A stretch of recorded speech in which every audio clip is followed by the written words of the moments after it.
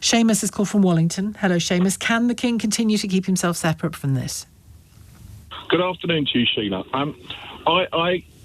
I don't share your confidence because, no, he shouldn't be able to stay outside of this, but he will do because institutions in this country will come together to protect the royal family.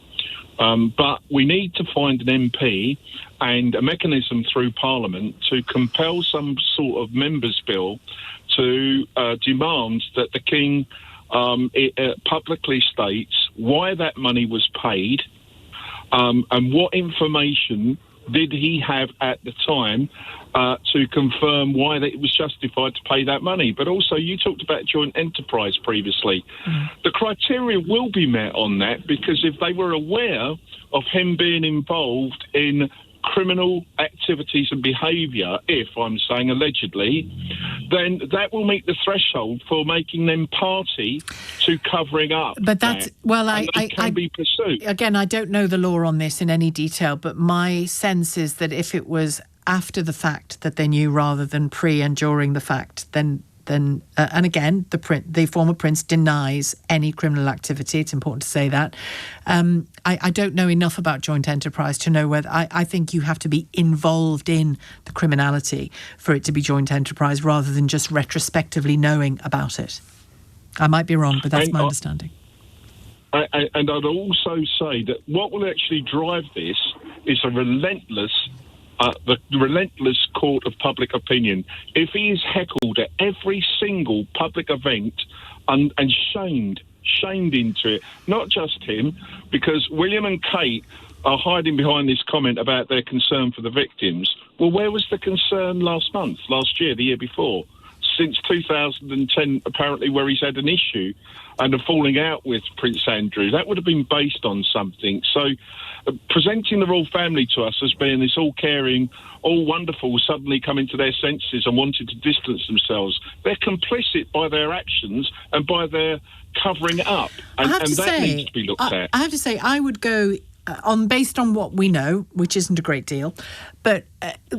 I would go easier on the Prince and Princess of Wales than you in this instance, not least because think of your own relationship with uncles and aunties and things. You know, if your parents are dealing with something about an aunt or an uncle, when you're a young person in your teens and 20, you know, you don't wade in on that. Typically, I don't think there's anything particularly unusual about that. Equally. Why should they answer for his crimes? Sheila, I think there is a big issue in here. It isn't just Epstein, obviously, is the big issue, but it's the relationship that we have with the royal family, how they are funded and how they are enriching themselves. And the deference. The deference and how they're enriching themselves without our knowledge as to what they're investing in, where their money is coming from, what deals are being done with who. It's appalling. And Andrew's role as an envoy from 2001 to 2011, why has that never been made public in terms of his income, where it's come from, who's funded it? It isn't just about Afghanistan. There's also allegations about Kazakhstan, Uzbekistan, and all sorts of inappropriate financial deals. The whole thing appears to me... And him allegedly benefiting from those deals. Yes, and the whole thing to me, Sheila, feels, as an ordinary person, rotten to the core. Do you and feel... an institution... Can I ask you, do you feel that Parliament, so individual MPs, are afraid to shake the tree too hard in case the whole thing comes down? The whole thing being the one whole side of our constitution, which is the monarchy. I'm at a stage of my life now, Sheila, where I'm not far off lost faith in all the institutions that I grew up being taught to have trust in. I don't know how to answer your question because I don't have faith in Parliament. I'm sickened by the behaviours and the attitudes and the appalling decisions that they're making, their associations. I don't know who to trust anymore. OK, thanks, Seamus. Jack, on that. Jack, you want Parliament to get moving, don't you? I do, yeah. I may be mistaken, but I thought Parliament was sovereign, and that's why we had a civil war. We chopped off the king's head to make that so. So, So exactly, yeah. I think Parliament should use its muscles, be sovereign, do what it can do, and if I don't know can they actually bring the king to do something? I don't know. If they can, obviously pull that lever, because that's what sovereign's all about, isn't it? Do you know? Yes, it is. And I detect when I ask MPs about it. This goes for all MPs. I detect.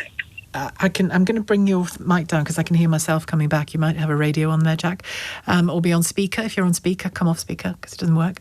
But I detect when I ask MPs about this that whilst they're critical of Epstein and they're critical of authorities that allow this stuff to go on and turn a blind eye, when you ask them whether the former prince, should be investigated further, when you ask them whether the king needs to really just rock up and give them the information that they need about this whole exchange of money and this whole saga and what he knew, they get very sheepish about it because they know it's so risky, I think.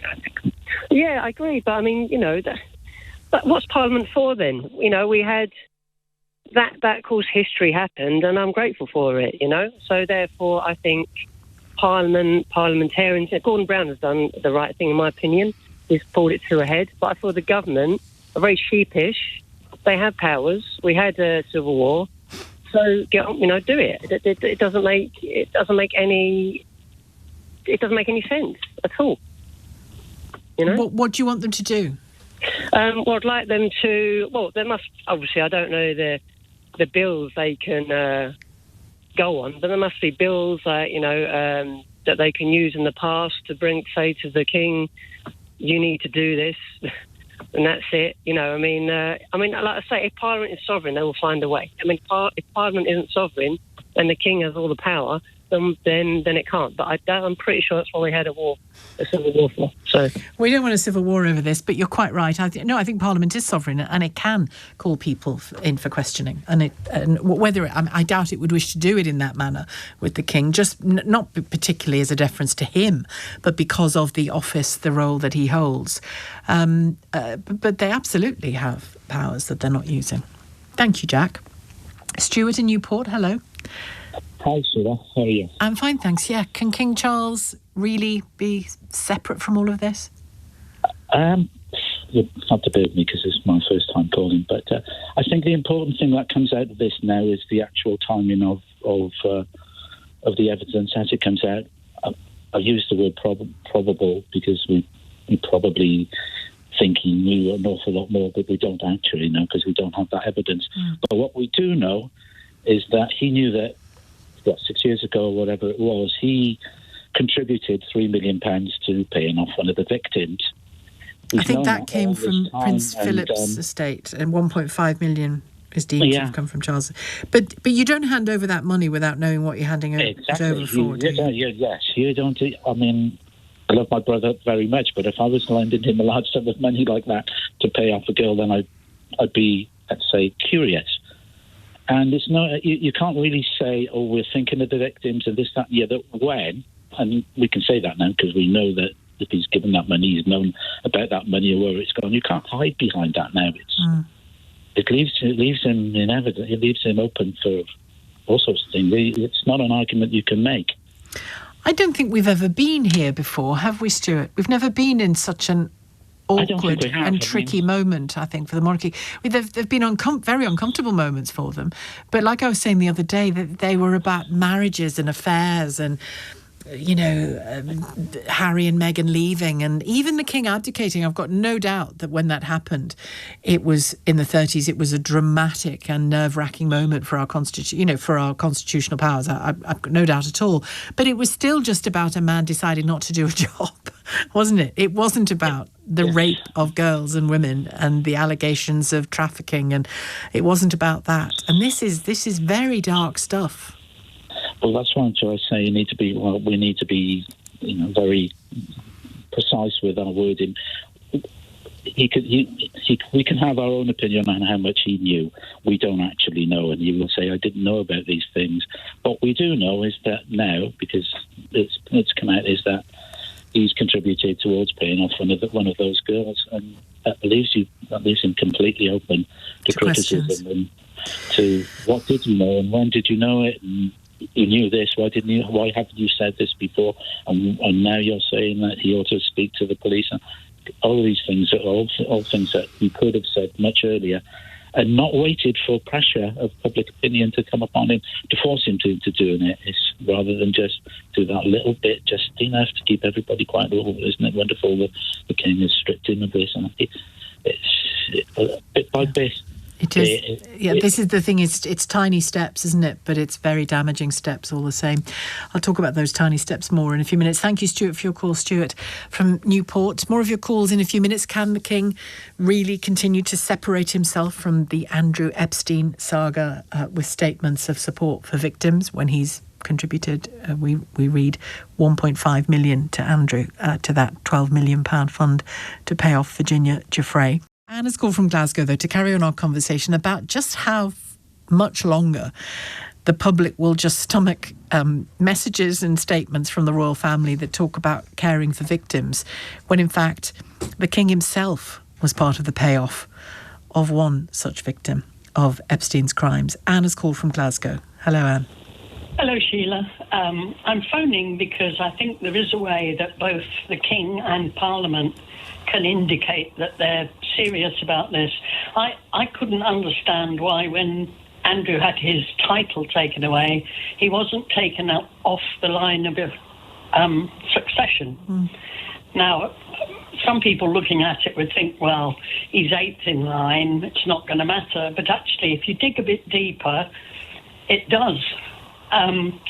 Charles is elderly and we don't really know what his state of health is. So if anything happened to him, William would be next in line. It's just possible William could either, something could happen to William or he could abdicate for some reason. That then leaves George. Now it's going to be 6 years before George is old enough to become king. So he would need a regent.